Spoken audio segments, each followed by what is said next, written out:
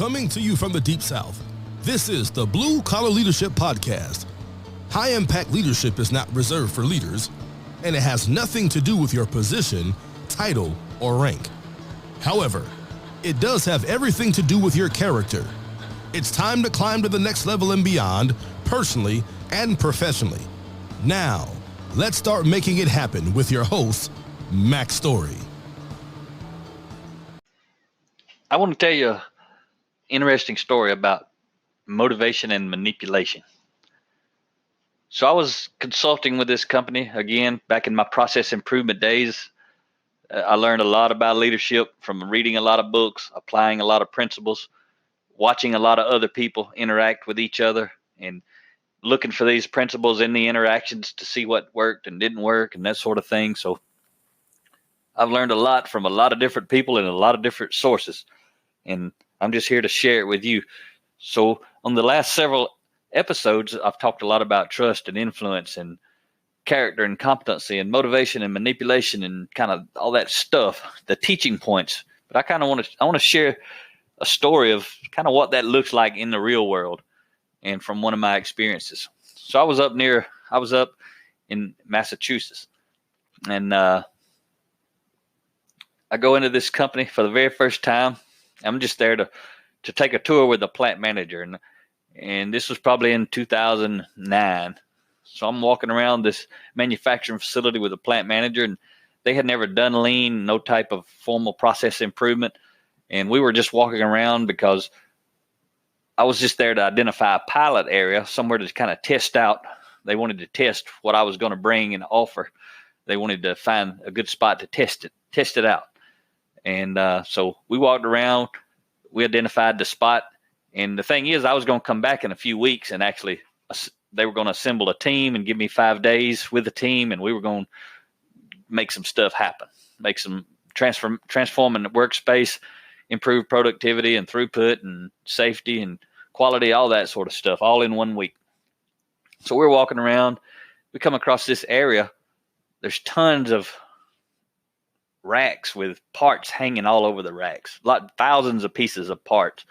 And the department, really, it was not even a department. There was one, maybe two people sometimes running a bunch of equipment, but they were never running it all at the same time. They would run one piece today, and then they would move a pile of parts to another piece of equipment tomorrow and run that pile of parts through that piece of equipment. And they had 4 or 5 pieces of equipment in the area. So they would take this mass of parts in big piles and move it through the department, most of the time with one guy. So we're standing there, and I said, as soon as I saw that area, I said, oh, this will be a great spot right here.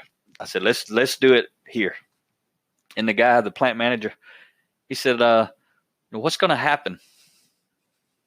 What are we going to do? What you going to do in this area? I said, well, I can tell you probably what's going to happen. I've seen hundreds of events like this, and I give you a pretty good idea of what's going to take place. I said, the guy standing over on that machine, he's standing on a big metal platform. I said, the platform will be gone. I said, all these racks of parts, all these parts will be gone.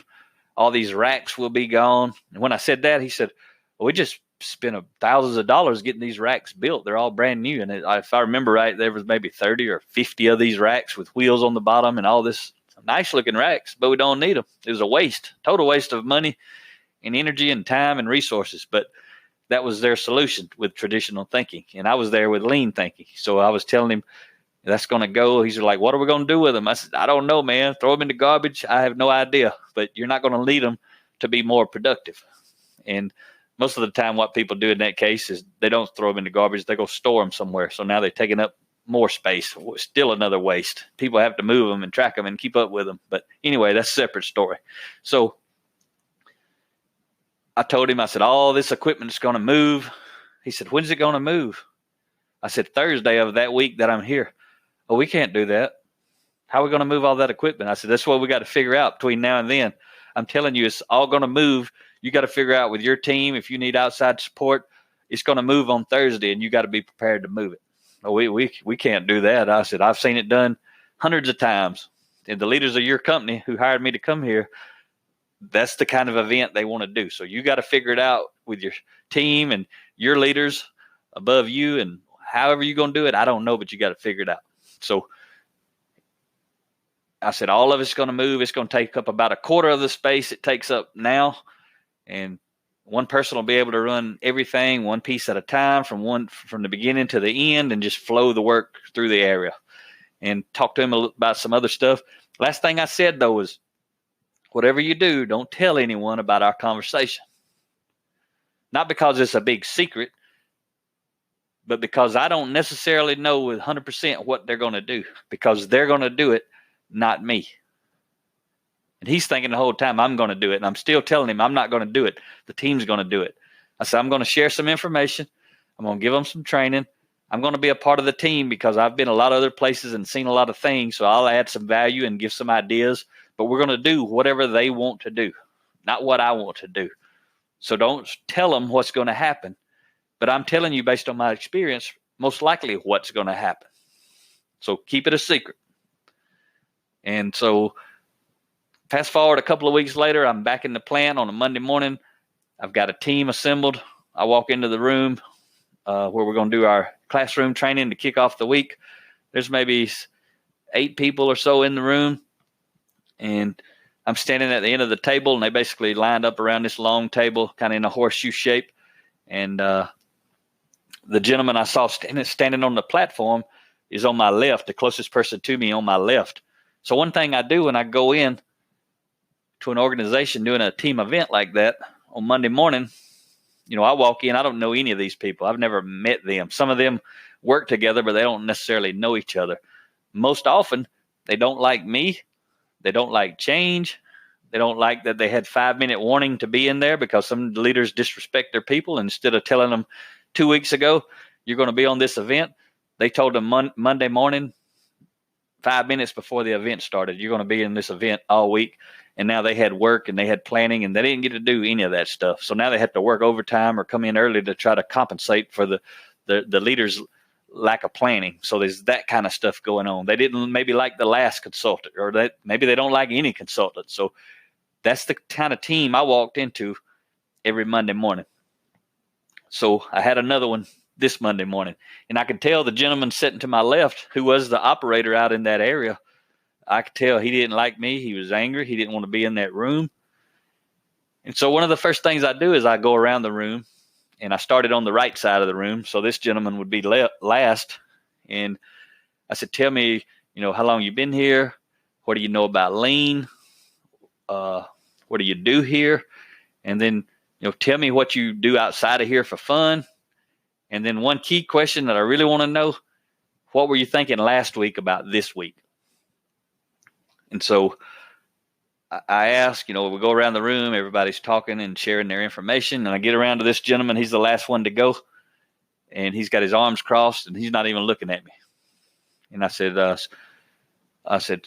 sir, could you share with us? And he just sit there. I said, you're the most important person on the team because it's your work area that we've been asked to improve and change. And that's another thing people don't like. They don't like other people coming in, making changes in their workspace when they work there every day. And so he was irritated, upset. So finally, after a few minutes, I said, sir, you got to talk. You're the most important person. And he kind of turned around and looked at me, and he started telling his story. But he didn't ever say what he was thinking last week about this week. So I said, sir, I really need to know what you were thinking last week about this week. And the team needs to know because it's your area. And finally, after a couple of more times getting him to talk, he said, do you really want to know? I said, yes, sir, I really want to know. And these are his exact words, not my words. I quit. Part of my growth, I quit using profanity in 2012. And I know the blue-collar workforce, I grew up in it. I was in the Marine Corps, in the infantry. I know how to use profanity, and I did it forever, but I don't do it anymore. I hadn't done it since 2012. Never going to do it again. No value in my life anymore. But I don't care how you talk. But one day you may change your mind like I did, but that's up to you. It's not up to me. But anyway, I'm going to tell you Andy's words, and it's not even a big deal, but I just don't speak like this anymore. Anyway, so he finally talked, and he said it with anger. And what he said was, you really want to know what I was thinking last week, Mac? I said, yes, sir. He said, I was thinking I couldn't wait till you got up here this week so I could cut your damn throat. I mean, he said it with his teeth gritted, and he's angry, and he's full-blown blue-collar guy. And that was pretty interesting. So I just pat him on the shoulder. I said, why don't you tell us how you really feel, sir? And the old Mac, I wouldn't have been able to handle somebody talking to me like that. But because of my growth, I've learned to control myself and realize that kind of stuff doesn't even matter. So it was not even an issue. But when I said, tell us how you really feel, everybody laughed, and he kind of even laughed. So it kind of broke the ice. I said, what in the world? You don't even know me. I said, what in the world would cause you to feel like that last week about me? You never even met me. As soon as he said that, I know there's some stuff going on. I know there's some Barney Fife leadership going on somewhere from somebody. And I had a good idea of what was happening. So I said, what would cause you to feel like that about me? He said, well, plant manager come around last week and told me that we were going to do this event and that you were going to take my platform away. The platform he needed to stand on to do his work, the way things were in the current state, which is the state he was working in. And remember, I had asked that plant manager, don't tell anybody. But see, he thought this guy was a problem, and he probably was a problem with him. So he thought he'd be a problem with me. So he was trying to soften him up, give him time to think about it, cool off, all this kind of stuff that low impact leaders do because they don't know how to do what they need to be doing, which is stuff I talk about on this podcast, how to actually lead and not manage. So he was managing that person. He was trying to manipulate this person to do what he wanted to do and to be the kind of team member he wanted him to be on my team. So I said, is that right? He told you we were going to throw it out, or I was going to throw it out. He said, yes, that's what he said, and I need that platform. I said, okay. I said, I got a deal to make with you and the team. You guys have never met me. I've been here like 20 minutes. And I said, but that's not what's going to happen. I'm running the show this week. I get to decide how things are going to happen, what's going to happen, what's not going to happen. And I'm telling you right now, you guys on the team, and ladies, there was ladies on the team. I said, you guys are going to decide what happens. And I said, sir, you're the most important voice because it's your work area. I said, what I want you to know, you don't know me. You're just going to have to believe in what I'm about to tell you. And I'm going to earn your trust, or either I'm not. I said, but what I want you to know is that platform will not move unless you want it to move. Anytime somebody else wants it to move, if you don't agree, it's not moving. If you want it to go, you're free to move it on out. But if somebody makes you move that and throws it out this week, I'm leaving and I won't ever be back. I'm not going to work with anybody who treats you like that, disrespects you like that. I said, if we decide this week as a team with your input that the platform needs to stay, and when I leave on Friday, it's still here, and sometime in the future, somebody else with authority decides it's not going to be here and gets rid of it, all you got to do is let me know and I will never be back. I don't have to work with people like that. I've got options. And one of the options is I work with people I want to, not with people I have to, because I don't have to work with anybody anymore. And I said, you're just going to have to trust me. So we went on through our training. He was a little reluctant. We went on through our weekly event. On Wednesday, what was cool, they had learned some stuff, done some stuff, saw things the way they had never seen things before. And on Wednesday, this gentleman, the operator, was on a forklift, had his pallet picked up, his platform picked up, had a chain hooked to it, and he was driving it out back, throwing it in the scrap bin. Because they had figured out what I already knew from years of experience. And once they moved the machines and made changes and all that sort of thing, they didn't need the platform anymore. But without the training and the talking and the going through it, they couldn't see that. They didn't know what they didn't know. But it was his idea. And what was awesome is we more than doubled the output. And on Thursday, we did move all the equipment. And we got rid of those racks. But we finished it, And within a month or 2 months of running and tweaking, they had doubled the output of that sale. And there was not a sale in the beginning, so we created a sale. But what was cool was a month or so later, I forget how long it was, but when I came back to the plant, one of the things I did on that Monday morning after we had our little introduction was I taught them about leadership. I taught them about trust. Much of what we've covered in the last few episodes, I kind of taught them about trust, and I gave them a handout. So what was cool was a couple of months later or whenever it was, I went back to that plant, and when I walked through the doors into the plant, on all the columns in the plant, everywhere was a white sheet of paper that hadn't been there before.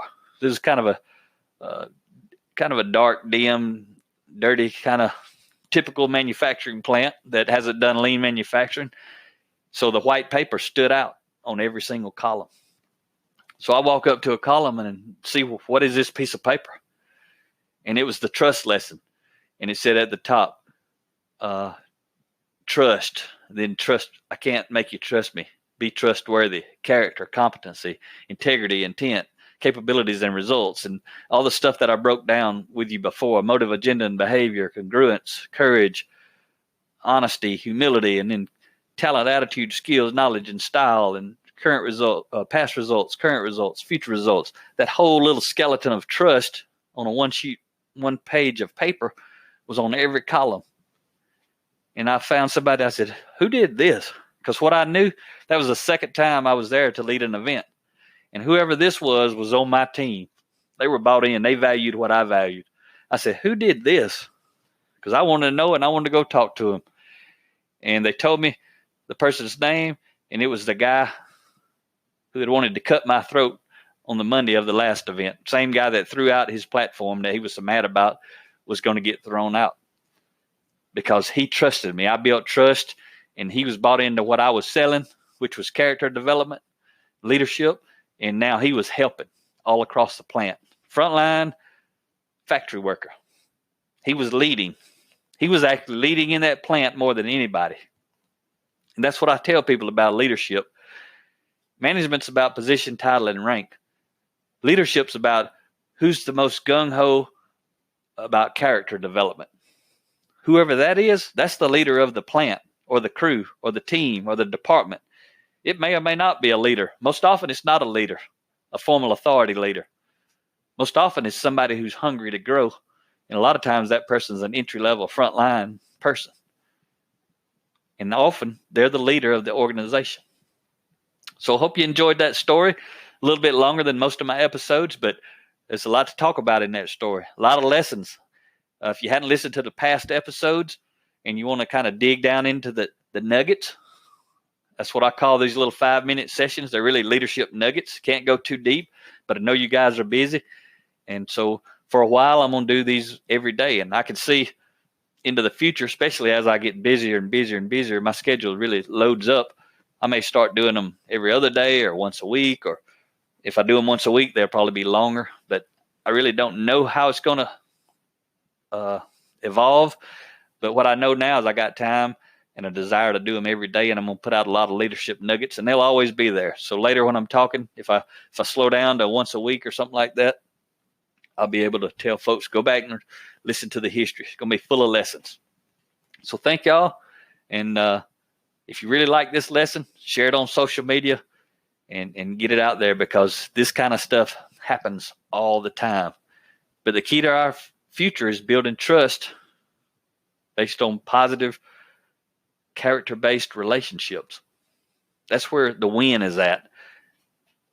Yeah, there's negative, and there's plenty of negative, and you got to do battle with negative, but we ain't worried about the negative on the Blue Collar Leadership Podcast. We focusing on the positive. So have a great day. Talk to you next time.